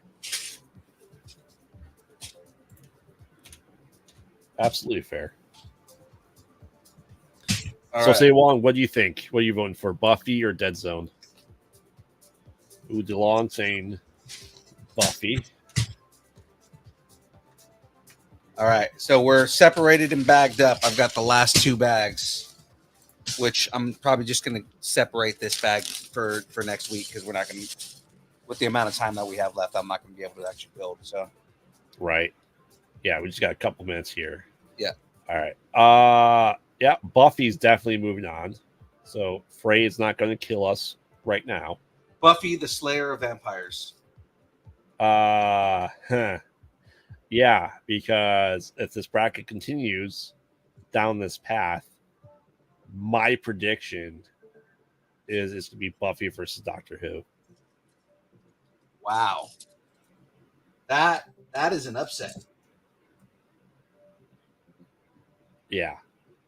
You think Buffy will beat The Expanse? The Expanse already lost to Stranger Things, so. Oh, did it? Okay, you think is Buffy going up against Stranger Things? No, not yet. Oh fuck, Doctor Who is going to go up against Stranger Things? We'll give a quick preview for the next round. I said we are coming on time here. So in our final 8, we will have Battlestar Galactica versus Stranger Things. We're gonna have X-Files. There might be an upset there. Oh, there's going to be X-Files versus Firefly. Fuck, that's a hard one. It is. Doctor Who versus Twilight Zone. Woo! And Farscape versus Buffy. That is the next round. We've got a hard lineup coming, man. Yes, we do. Because having X-Files go up against Firefly is going to be, of all of these, probably the toughest choice for me. I know which way I'm leaning. I won't tell anyone right now. Because let's face it. Let's see here. Yeah. 3 of these are my sci-fi legs. Yeah. For sure. So what do you think? What's your prediction for the final 2? What do you think we'll be down to? I don't know. That's hard, but then it's also where it gets really hard to call on this is the unpredictability of the chat. Mm-hmm. Because we can call it and say, "Oh, I think it's going to go this way." Just remember, the chat has disappointed me in the past. I love you guys. Trust me, I love you guys. But I'm still, to this day, never going to let go that you guys voted for fucking Padme over fucking Darth Maul for best Star Wars character. Yeah. And Say Wong and I are still salty of Empire not winning the best Star Wars movie. I mean, I'm pretty salty about that. Oh yeah. Yeah, it's like I said, it's really interesting, like where the chat goes, because we think we know how some of our regulars are going to vote just because we know them through the chat, right? Right. Like I said, Say Wong surprises us every once in a while, for sure. Taylor, we just know if James was in here, he'd be voting opposite of James every time. No, it's the opposite. It's James votes the opposite of Tater every time. Oh, okay. Okay. But yeah, that's James has made a point that that he will vote opposite of whatever Tater does every time, which basically just means that James doesn't care. Because if he cared, he would vote his conscience and not just to spite Tater. So you're saying that James has no conscience? No, none. Absolutely none. That's fair. I'm gonna go. We'll go a couple minutes over just so that I can get this organized. Yeah. Well, do you want to just continue the bracket then? Sure. Okay. So yeah, then up next, then we do have Battlestar Galactica versus Stranger Things. Fuck. Remember, I just talked about being disappointed. I think I don't know. Battlestar Galactica is fucking classic. Yeah. And are we talking the original Battlestar? Or are we talking about fucking the one everyone has seen? Edward James Olmos? Yes. Edward James Olmos, Battlestar Galactica. Beer Babes and Battlestar Galactica. Yep. I'm definitely on Battlestar Galactica. It is a perfect sci-fi show. And it's a great continuation of the original, too. It is, actually. And it wasn't bringing back nostalgic feels of the original that came out 23 years before it.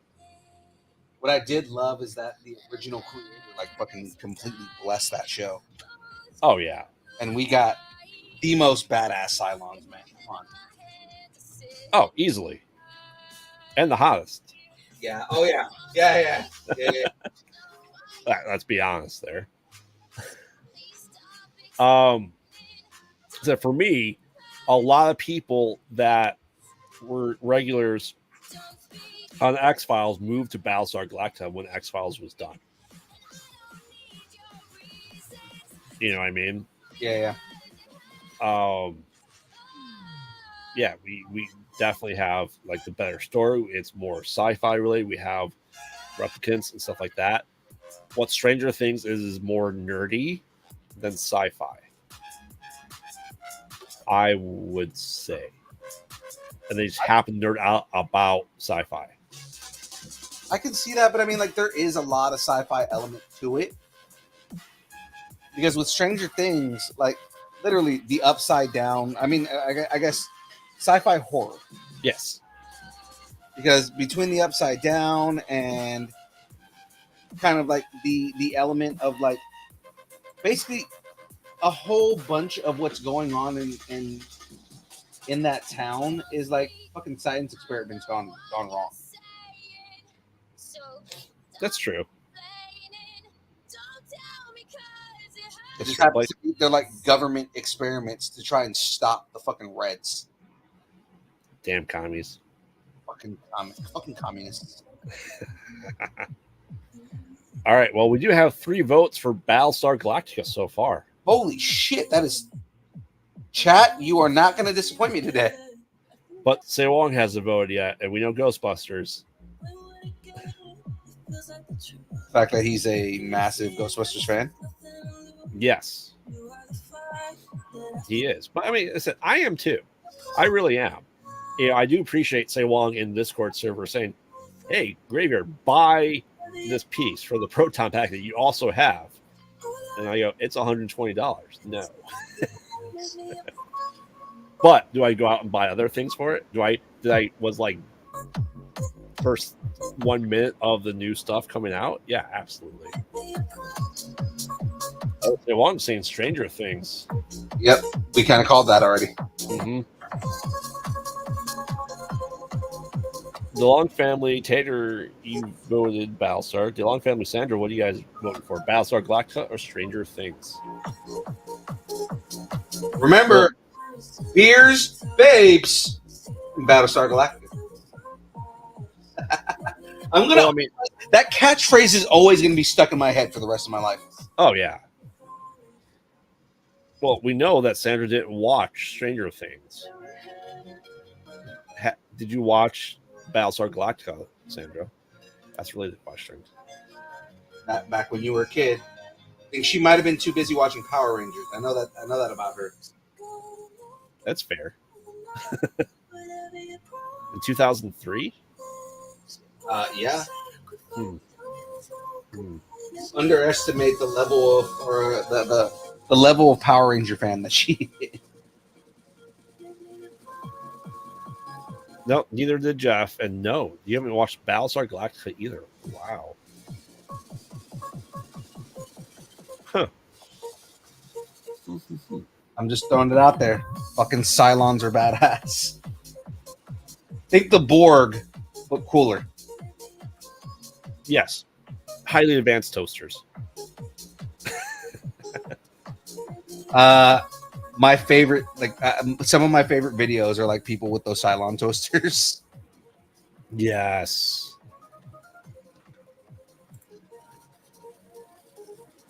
Pink Ranger power. That's fair. All right, I am organized. All right, well, Battlestar moves on. Battlestar moves on. Let me switch my camera here. Move my camera first. All right. Because if we try to talk about the next one up, we'll be here for another hour, I feel. So that's a good way to start the episode next time.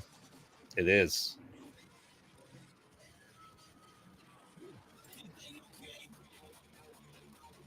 Ooh. Jeff said he's seen some Battlestar. Yes. I'm just saying that opening scene in Battlestar Galactica when when he's in the transport ship and he's fighting like his way through. Fucking epic. It's like the best way. They start it with action. Yeah. Oh, easily. Yeah. Easily. Love me some Battlestar. So, does that mean Battlestar moves on? It does. Yes, Phil, don't test me. So Battlestar beat out Stranger Things. I'm surprised. That surprises me. I'm glad. I'm surprised though. Yeah. I'm happy that Battlestar moved on. Oh, for sure.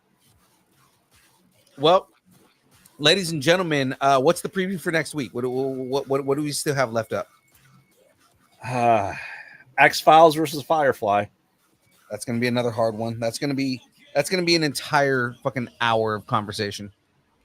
Doctor Who versus Twilight Zone. Doctor Who and Twilight Zone is going to be another hard one. Farscape and Buffy.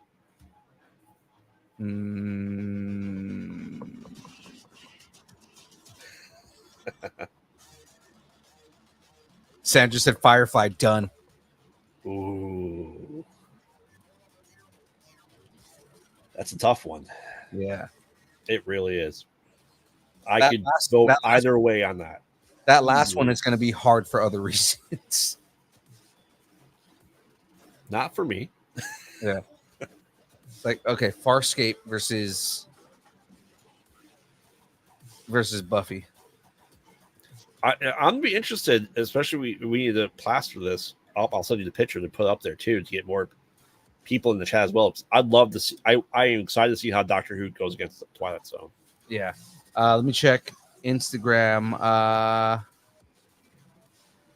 Don't see anybody on Instagram voting at all, but Alyssa Cutie, the winner of the Bat Cycle, gave us a hello over there. Nice. Yeah, so I think that is going to be it, ladies and gentlemen. That is it for us this week. Now, again, if you are in the Oregon area, head up to Bend and come and see us. We're going to be doing a live show again. We're talking about Farscape all episode, but we're going to be talking with Gigi Edgley. We're going to be hanging out with just so many different iconic sci-fi actors, and it's going to be a fun time, guys. So come and catch us in Bend, Oregon for Beaver State Comic Con. DeLong family is driving up with us. So DeLong family is going to be there. Of course, you can go and hang out with Tyler at the table, and you guys can come and see me and hang out with me on stage. So I'm super jealous. I know it's going to be a fun time, man. So, ladies and gentlemen, why am I still fucking big? Ladies and gentlemen, I had that effect. Oh, wait. I guess so. That is it from us today.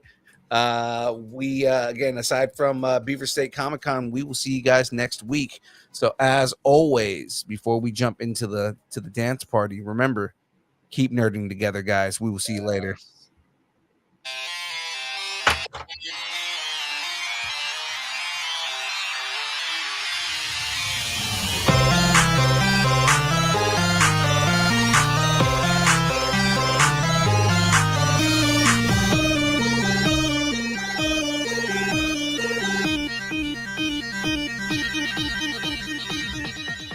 Distance nerding.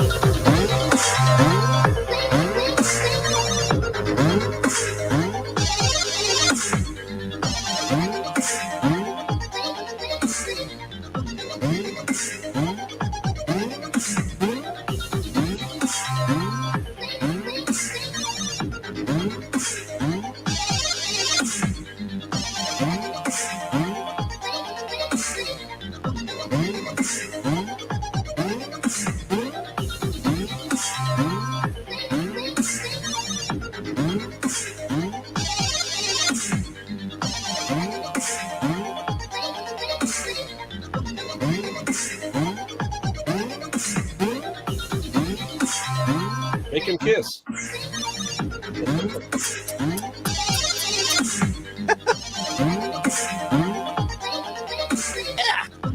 That's gross.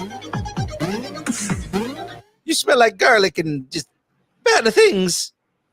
Mamma mia.